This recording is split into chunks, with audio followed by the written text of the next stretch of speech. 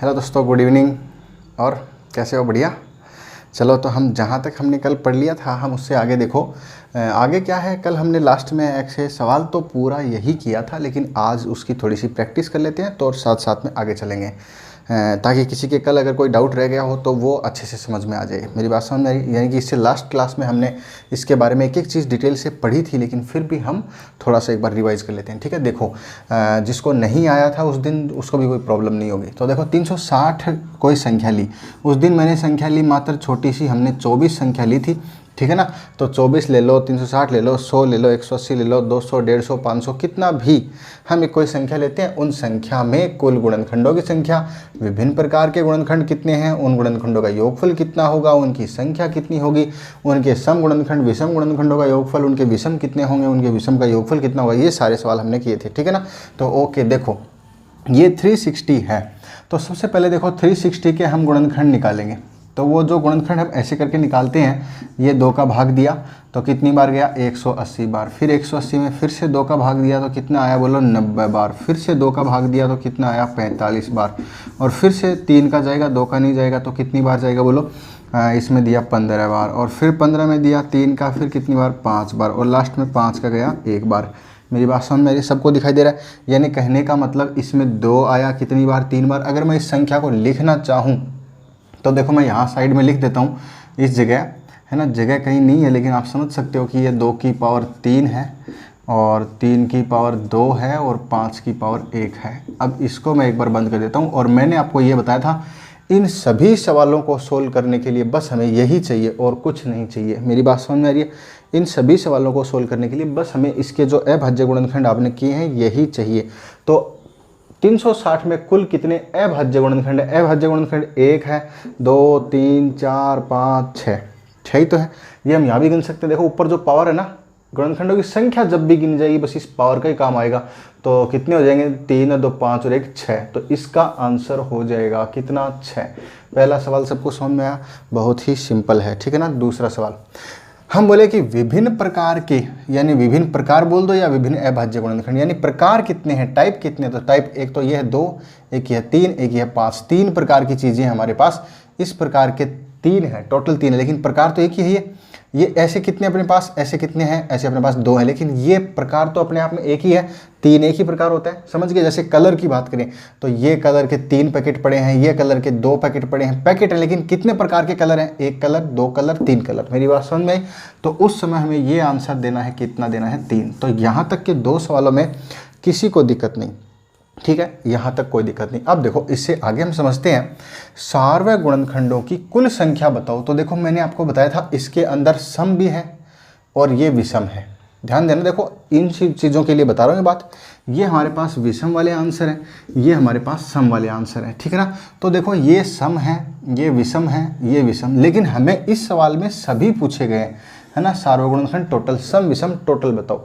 तो हम अगर इनकी पावर में +1 +1 +1 करके लिखेंगे ना, सब की पावर में, तो ये सारे आ जाएंगे, सम के भी सारे, विषम के भी सारे। जिसकी पावर में +1 करेंगे उसके सभी आ जाते हैं। ठीक है, ये क्यों आ जाते हैं ये हमने पिछली क्लास में समझा दिया था, लेकिन ध्यान देना, सम के चाहिएंगे उस समय ओनली सम लेंगे, लेकिन सम के साथ में विषम भी ले सकते हैं। क्यों ले सकते हैं? क्योंकि जब एक सम संख्या एक विषम संख्या से गुणा भी होती है तो क्या बनाती है भाई, बनाती तो सम ही है ना। तो सम के साथ आप विषम ले सकते हो, यानी इन फॉर्मूलों में आप क्या ले सकते हो, सम के साथ में विषम भी, सम के साथ में विषम भी, लेकिन इसमें ओनली विषम ही लेना है, क्योंकि विषम के साथ में सम ले लिया तो वो सम हो जाएगा, है ना। विषम के साथ में विषम सारे ले सकते हो।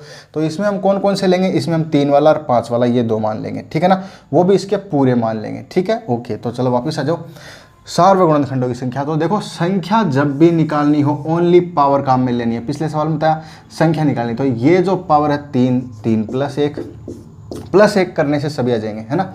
ये आ जाएंगे 2 + 1, तो 2 + 1 आ गया, ये आ गया 1 + 1। मेरी बात समझ में आ रही है? इसको आप अगर तोड़ोगे तो सॉरी ऐसे बनाओगे ना, तो 3 और 1 कितना हो जाएगा, 4 गुणा 2 और 1 कितना हो जाएगा, 3 और 1 कितना हो जाएगा, 2, 4 3 12 दूनी, कितना उत्तर आएगा भाई, 24 उत्तर आएगा। मेरी बात सबको समझ में आ रही है? ये मैं मिटा देता हूँ, बस इसका इतना ही हमारे पास काम था। इसका अब रिटायरमेंट का टाइम आ गया है, क्यों रे, है ना। हाँ, तो देखो ध्यान से, अब हम बात करते हैं सार्वय गुणनखंडों का योगफल। जब हम योगफल काम में लेंगे तो उस समय हमें क्या करना है, ध्यान देना। देखो हाँ भाई, सभी गुणनखंडों की बात करें तो क्या करेंगे, सभी पावरों में एक एक जोड़ेंगे। लेकिन अगर ऐसे अभाज्य गुणनखंड पूछे तो अभाज्य में ओनली पावर हो ही जोड़ेंगे, ठीक है। अब आते हैं देखो योगफल, ध्यान देना। यहाँ भी संख्या का सवाल है, एक योगफल का, एक संख्या का, एक योगफल का। जब जब संख्या काम लेंगे ना तब तब पावर काम लेंगे, ठीक है। ओके ठीक, और कैसे लेंगे वो मैं आपको बता चुका हूँ, सम गुणा विषम वगैरह तरीका लगाएंगे, ठीक है ना। ओके ध्यान से देखो, आराम आराम से समझना, कोई जल्दबाजी नहीं। देखो यहाँ पर योगफल करना है और वो भी सबका, यानी सबका मतलब अभी सम विषम नहीं आया तो सभी काम आएंगे। तो यों का ही उसको लेके आओ, मैं एक बार साइड में लिख देता हूँ। हमारे पास क्या है, 2 की पावर 3 है, 3 की पावर 2 है और 5 की पावर 1 है, ये हमारे पास है। तो इसमें सभी चाहिए, सभी चाहिए तो क्या करेंगे, देखो 2 की पावर 0 से स्टार्ट करेंगे। 2 की पावर 0, 2 की पावर 1, 2 की पावर 2 और 2 की पावर 3। मैंने कहा जहाँ तक पावर है वहाँ तक, तो 3 पावर है 3 तक। अगली वाली संख्या अगर हम लेना चाहेंगे तो वो कितना आएगा बोलो, है ना। इसमें जगह अगर कम पड़ेगी तो मिटा देता हूँ मैं। 3 की पावर कितनी आएगी, 0 और 3 की पावर 1 और 3 की पावर 2। मतलब 0 से ही स्टार्ट करना है और जहाँ तक इसकी 2 ही पावर तक है तो 2 तक है। 5 की पावर कितनी, 1 है ना, तो 1 तक ही जाना है। तो हम क्या करेंगे, फिर से एक कोष्टक बनाएंगे, 5 की पावर 0 और 5 की पावर 1 और हो गया काम। ये सभी ले लें। अब एक बार ध्यान देना, इसमें जो 0 पावर वाली संख्या है वो कैसी संख्या है, वो इसके विषम पार्ट है, ठीक है ना। तो जब हम विषम गुणज निकालेंगे ना, विषम, उस समय हम क्या कर सकते हैं, ये वाले तो सारे विषम के थे आंसर, लेकिन ये सम थे, इन सब में भी एक विषम है। ये चाहो तो आप ले सकते हो, अदरवाइज आपको कोई नहीं लेना है। बात समझे, इसको लोगे तो क्या फ़ायदा है, ये सिर्फ इसका मान 1 ही होगा। 1 से गुणा करोगे तो वो 1 ही बन जाएगा, कोई मतलब नहीं, सॉरी वो संख्या वही रह जाएगी, है ना। हाँ, सम वाले में जब लेते हो ना तो आपको सम के साथ में सम के तो पार्ट लेने ही है, ठीक है ना। लेकिन इसका ये पार्ट नहीं लेना उस समय। सम गिनोगे ना तब ये नहीं लेना। क्यों नहीं लेना, क्योंकि भाई ये विषम निकलेगा, क्योंकि किसी की पावर 0 होने का मतलब क्या हो जाएगा, ये विषम हो जाएगा। तो आपको सम वाले में, हाँ विषम वाले तो जैसे हैं वो सब चलेंगे, क्योंकि सम के अंदर विषम वाले आ सकते हैं। हाँ, इसका विषम पार्ट नहीं आएगा। क्लियर है मेरी बात, ओके। तो ध्यान दो, वापस आ जाते हैं अपने। तो यही ध्यान दो, सार्वय गुणनखंडों का योगफल निकालोगे तब क्या करना है, 0 वाली पावर सब में लेनी है, ठीक है ना। तो इसका मान हो जाएगा 1 प्लस ये आ जाएगा 2 और प्लस 4 प्लस कितना आएगा 8। पूरा समझोगे तब और अच्छे से समझ में आएगा, ठीक है ना। ओके, तो इसका मान कितना आ जाएगा, 1 प्लस 3 और प्लस 9 बराबर इसका मान कितना आ जाएगा, 1 प्लस 5। ये 1 कहाँ से आ रहा है, समझ में आ रहा है ना। जिसकी पावर 0 होगी उसकी वैल्यू 1 होगी। तो 8 4 12 और 2 14 1 15, इसका मान 15। 9 और 3 12 1 13 और 5 और 1 6। तो 15 गुणा 6 90 और 13 में 117, यानी कि 1170। मेरी बात समझ में आ रही है।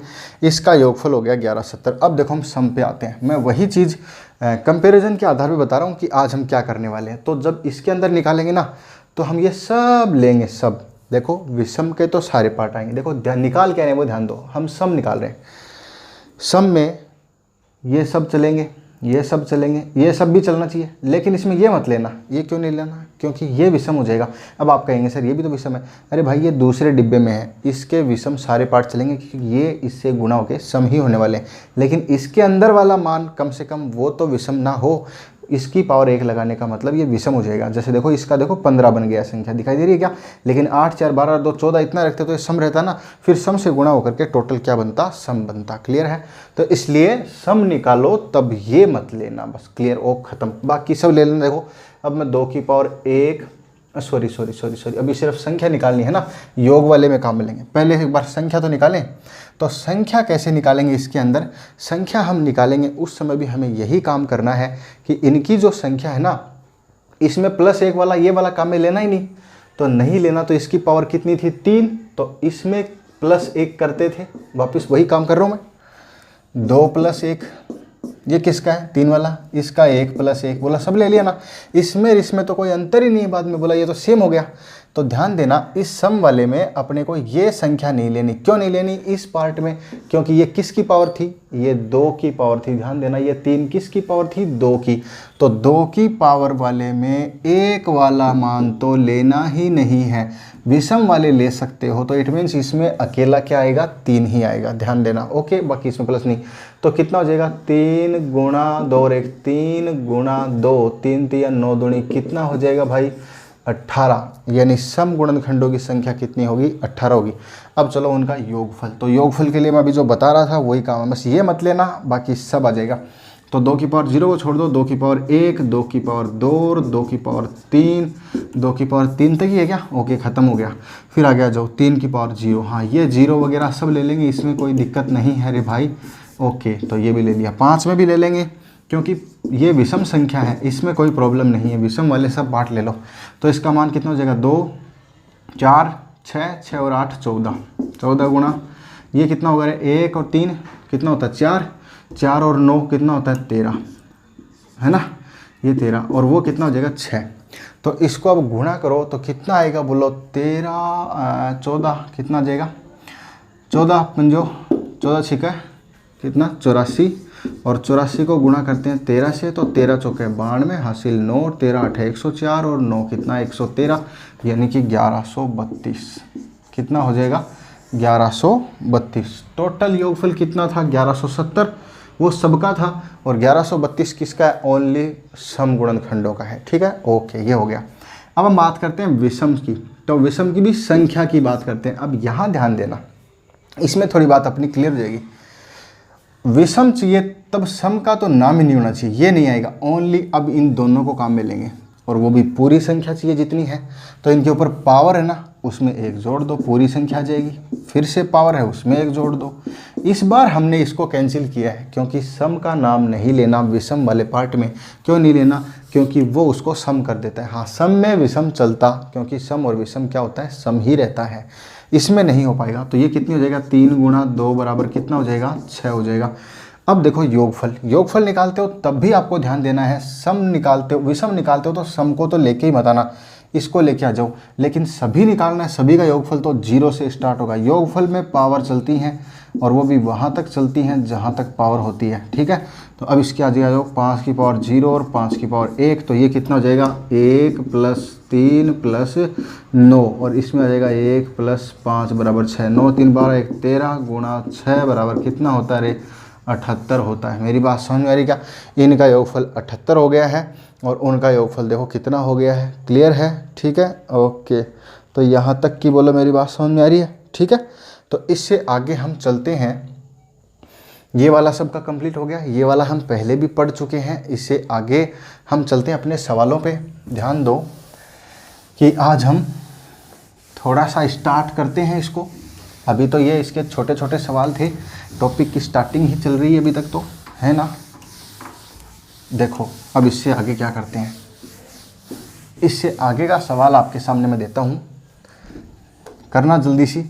वह छोटी से छोटी संख्या कौन सी होगी? वह छोटी से छोटी संख्या कौन सी होगी?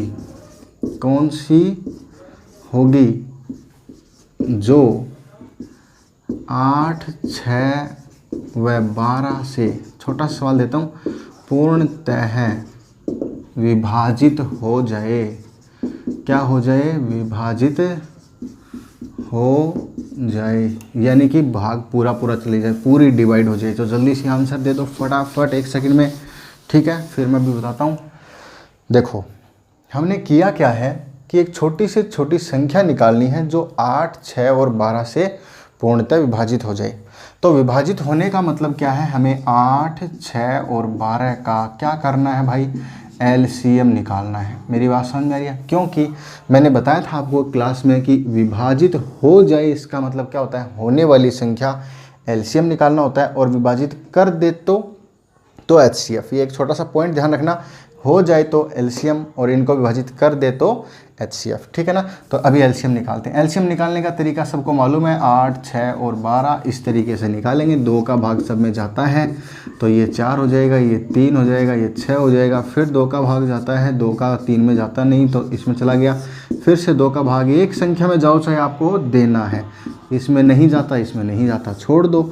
ओके भाई, 3 का भाग जाएगा, सब लास्ट में एक एक बन गए बस। तो 3 दूनी 6, 6 दूनी 12 दूनी 24। इसका मल्टीपल ही हमारा क्या होगा? एलसीएम होगा। लेकिन एलसीएम एक्चुअल में है क्या चीज़? पहले भी बता चुका हूँ, दोबारा बता रहा हूँ। देखो क्या चीज़ है, हमने 8, 6 और 12 का एलसीएम निकाला था और वो कितना आया 24। तो ये 24 वो संख्या है जो 8 के पहाड़े में भी आती है, 6 के पहाड़े में भी आती है और 12 के पहाड़े में, यानी इन तीनों की टेबल में आती है। और सबसे पहले आने वाली संख्या यानी कि 24 वह संख्या जो 8 से, 6 से, 12 से कटने वाली पहली संख्या है। अच्छा, तो दूसरी संख्या कौन सी होगी? बोला सर दूसरी संख्या 24 दूनी 48 होगी। तीसरी कौन सी होगी? 24 तिया 72 होगी। चौथी कौन सी होगी? आगे 24 का पहाड़ा चलता जाएगा। मेरी बात सबको समझ में आ रही है? बस ये सिंपल सी बात थी। तो अब ज़रा ध्यान देना, आपको कोई ये पूछे कि वह सवाल बताओ, देखो इसी में चलता हूँ आगे, है ना, कुछ भी चेंज नहीं करता। इसका एलसीएम जो था ना वो कितना आया था भाई? ये आया था 24 आया था। ठीक है, अब मैं ये कहता हूँ, देखो वह छोटी से छोटी संख्या कौन सी होगी जिसमें 8, 6 और 12 का भाग देने पर प्रत्येक दशा में 2 शेष बचे? 2। अब भाई 2 शेष कैसे बच सकता है? सोच के देखो, 8 का भाग तो 24 में दोगे ना तो वो तो पूरा पूरा जाता है 8 तिया 24, कुछ बचा क्या? नहीं बचा। कितना बचना चाहिए? 2 बचना चाहिए। अब ये 2 कैसे बच सकता है? जब यह संख्या कितनी होती? 26 होती, तो आपका भाग तो 24 तक ही जाना है, तभी बच सकता है। इसका मतलब जो भी एलसीएम आई ना उसमें उतना एक्स्ट्रा कर दो, क्योंकि एलसीएम तो वो संख्या होगी ना कौन सी? जिसमें भाग जाएगा। एलसीएम वो संख्या होगी जिसमें भाग जाएगा। हमें उससे थोड़ी ज़्यादा संख्या चाहिए। कितनी चाहिए? जितना बचाना है। इसने कहा भाई 2 शेषफल बचना चाहिए। इट मीन्स क्या करेंगे? 2 एक्स्ट्रा जोड़ देंगे। तो वो संख्या हमारा आंसर क्या हो जाएगा? जिसमें 2 शेषफल बचे हुए हैं, हमारा आंसर है 26। बोलो मेरी बात समझ में आई? तो ये 26 हमारा आंसर हो जाएगा। हाँ भाई 26 के अंदर भाग देंगे तो किसका भाग दे दो? 8 तिया 24 तो 2 बचेगा, 6 चौक 24 तो 2 बचेगा, 12 दूनी 24 तो 2 बचेगा। अब देखो काम की बात, अब मैं ये कहूँ कि सर 3 शेषफल बचना चाहिए, तो आप कहेंगे सर 3 जोड़ दो। लो जी, 24 + 3 = 27 कर दिया, 27 में भाग दोगे। मैंने कहा 4 शेषफल बचना चाहिए, तो बोला सर एलसीएम जो भी है ना उसमें आप तो बस जोड़ते जाइए, काम खत्म। ओहो, ऐसी बात है क्या? 28 आंसर। बोला 5 शेषफल बच जाए तो ठीक है, 24 और 5 29। बोला कि 6 शेषफल बच जाए, 24 और +6 30। ओके ठीक है। 8 शेषफल बच जाए तो 24 और +8 32। क्या ये बात सही है? अरे कुछ तो गड़बड़ होगा ना, ध्यान दो। कितना हो सकता है? ये काम की बात ध्यान देना। इसने बोला कि 8, 6, 12 से भाग देने पर शेषफल कितना बचना चाहिए? 3 बचना चाहिए, 4 बचना चाहिए, 5 बचना चाहिए, 6 बचना चाहिए, 8 बचना चाहिए। ये बात है। लेकिन इधर भी ध्यान दो। आप मुझे बताओ कि जिस संख्या का भाग देते हो, जैसे मान लो 6 का भाग देते हो, तो क्या कभी 6 बचता है? नहीं बचता ना। यानी जितने का भाग देते हो उतना कभी नहीं बचता है। ठीक है, तो देखो क्या 6 बच सकता है? क्या नहीं बच सकता ना। तो ये वाला जो टर्म है, ये वाली क्या हो जाएगी? कैंसिल हो जाएगी, गलत है। और 8 बच सकता है क्या है? 6 ही नहीं बच सकता, 8 कहाँ से बचेगा? ध्यान देना, इसमें सबसे छोटी संख्या होती है ना 6 है। जो भी छोटी संख्या होती है उससे एक कम तक बच सकता है। यानी कि अगर आप किसी संख्या में 8 का, 6 का, तीनों का, क्योंकि कंडीशन तो तीनों के लिए लागू होगी ना, तीनों के लिए ढूंढ रहे हैं एक ऐसी संख्या, 24 ढूंढी थी, इसमें भाग दोगे तो कुछ नहीं बचेगा। मेरी बात समझ आए? किसी का दे दो चाहे। लेकिन मैं अगर कोई ऐसी संख्या ढूंढूं, आपने कहा कि 29 बताओ, तो 29 में भाग दोगे ना तो 8 तिया 24 5 बचेगा, इसका भाग दो तो 5 बचेगा, इसका भाग दो तो 5 बचेगा। कंडीशन सबके लिए है। लेकिन अगर मैंने कहा 30 ले ली एक संख्या, 30, इसका भाग दिया, तब तो चलो 6 बच गया, 8 तिया 24 6 बच गया। लेकिन क्या इसका भाग दिया तो बचा क्या? 6 पंजो 30, पूरा पूरा चला गया। कहने का मतलब ऐसा नहीं होगा। तो ध्यान देना, सबसे छोटी संख्या जो भी होती है क्या करेंगे? उससे ज़्यादा नहीं बच सकता, उसके बराबर नहीं बच सकता, उससे एक कम ही बचेगा। एक बात समझ में आई? ये छोटी छोटी बातें हैं, देखो कई बच्चों को समझ में धीरे धीरे आती है, लेकिन मैं बताऊं आपको, इसी वजह से हम बड़े बड़े सवाल कर पाएंगे। इसलिए छोटी बात कोई भी छोड़ना मत। ठीक है, ओके, बहुत अच्छा। अब देखो हम इससे आगे चलते हैं जल्दी से। टाइप तो आपको समझ में आ ही गया, बस क्या करना है? भाग देना है, और वो क्या करना है? एलसीएम निकालना है। ओके, ख़त्म। तो देखो वह छोटी से छोटी संख्या कौन सी है? आगे मैं थोड़ा चेंज कर देता हूँ। वह छोटी से छोटी संख्या कौन सी है जिसमें बताना जल्दी से, 7 जोड़ने पर, जिसमें 7 जोड़ने पर वह 10, 15 व 20 से पूर्णतः विभाजित हो जाए। ये लो जी, इससे पूर्णतः विभाजित हो जाए। ये सवाल हो गया। आगे वाली संख्या चेंज हो गई, क्या हो गया, ऐसी संख्या बताओ जिसमें 7 जोड़ने पर वह 10, 15 व 20 से पूर्णतः विभाजित हो जाए। तो देखो 7 जोड़ने पर 10, 15 से पूर्णतः विभाजित करेगी, तो इससे पूर्णतः विभाजित होने वाली संख्या होगी कौन सी भाई, इसका एलसीएम होगा। देखो किसी से भी पूर्णतः विभाजित होने वाली संख्या हमेशा उसका एलसीएम होता है। इट मीन्स 10, 15 और 20 का एलसीएम निकाल लेंगे ऐसे ऐसे करके, और वो कितना आ जाएगा, 60 आ जाएगा। यानी 10 का भी भाग जाता है, 15 का भी भाग जाता है और 20 का भी भाग जाता है। क्लियर है। जिसको ऐसे जल्दी में निकालना आता है वो ऐसे निकाल करके चेक कर लेगा, 60 आएगा। क्लियर है। तो 60 वो संख्या है जिसके अंदर तो भाग जाता है, लेकिन क्या सवाल ने वो संख्या मांगी है, नहीं रे। सवाल कहता है कि ऐसी संख्या बताओ जिसमें 7 जोड़ो ना, आप क्या करोगे, 7 जोड़ो, तो जोड़ने के बाद इनका भाग जाना चाहिए। तो कई बच्चे यहाँ क्या करते हैं, अच्छा सर ये बात है क्या, तो इसमें 7 जोड़ दो ना, आंसर आ गया, बोला सर 67। ये उत्तर गलत है। अब ये गलत क्यों है वो ध्यान देना। आपने एलसीएम 60 निकाला, उसमें बोला 7 जोड़ने पर आपने 7 जोड़ दिया और आपका आ गया 67। तो ध्यान दो, जब 67 आया है ना, तो वो आया तो उसने पूछा था, वो बात कंप्लीट हो गई क्या, उसने पूछा था वह छोटी से छोटी संख्या बताओ जिसमें 7 जोड़ते हो आप, यानी आपने तो ये आंसर निकाला है, तो इसमें 7 जोड़ते हो तो वह संख्या इनसे पूरी तरह विभाजित हो जाए। अरे पूरी तरह विभाजित तो ये होता है, आपने इसको बड़ा कर दिया और इससे बड़ा और आंसर आ जाएगा। तो देखो मैं बताऊं आपको डायरेक्ट, आप ध्यान दो, जिसमें 7 जोड़ने के भाग जाना चाहिए ना। ये सोचो भाग किस में जाता है, भाग तो 60 में जाता है। अगर भाग 60 में जाता है तो आप ऐसी संख्या ढूंढो जिसमें 7 जोड़ने पर आपको 60 मिल जाए, क्योंकि भाग तो इसमें जाएगा। अच्छा ये बात है, तो ये जो आपका एलसीएम आता है उसमें से आप क्या करेंगे, 7 घटाएंगे। जब भी जोड़ने पर बोले तो घटाएंगे। अब देखो मैं करके दिखाता हूँ इसको। 60 में से 7 घटाया, कितना आया, 53 आया। अब मैं कहूँगा भाई सर मेरा आंसर तो ये है, कैसे है, अब आप करके देख लो कैसे है। बोला कि वह छोटी से छोटी संख्या बताओ, मैंने कहा ये है वो छोटी से छोटी संख्या, अपना आंसर, जिसमें 7 जोड़ने पर, यानी इसमें 7 जोड़ेंगे तो जोड़ दो लो, इसमें 7 जोड़ेंगे तो ये 60 हो जाएगा। 7 जोड़ने पर वह संख्या जो आएगी वह इससे इससे इससे तीनों से विभाजित होनी चाहिए। बिल्कुल हो रही है। मेरी बात समझ में आ रही है। कहने का मतलब विभाजित तो यही होगा, लेकिन ये मिलना कब चाहिए, ये 7 जोड़ने के बाद मिलना चाहिए। तो हम क्या करेंगे, पहले से 7 घटा के एकदम तैयार रखेंगे। लो जी 7 घटा के तैयार है, आप आ जाओ और जब मर्जी 7 जोड़ लेना अपना वापस, और इसको 60 वापस बना लेना और भाग दे देना। कहाँ दिक्कत आती है। मेरी बात सबको समझ में आई, ठीक है, ओके। तो देखो आज इतना ही पढ़ेंगे हम। कल की शुरुआत के लिए मैंने आपको थोड़ा सा छोटा सा पॉइंट दे दिया। यहाँ से आगे हमारे सवाल इस तरीके के चलेंगे। ये बेसिक रूप में छोटी सी बातें हैं, कोई बड़ी बात नहीं है, लेकिन आप इसको पढ़ करके फिर इससे आगे कल वाली क्लास में आपको और ज़्यादा मज़ा आएगा। अब जितनी क्लासेस चलेंगी ना, वो समझ लो इसका लेवल सुधरता ही जाएगा, सुधरता ही जाएगा। समझ में आ रही है, ठीक है भाई, ओके। आज के लिए इतना ही। Thank you very much, bye.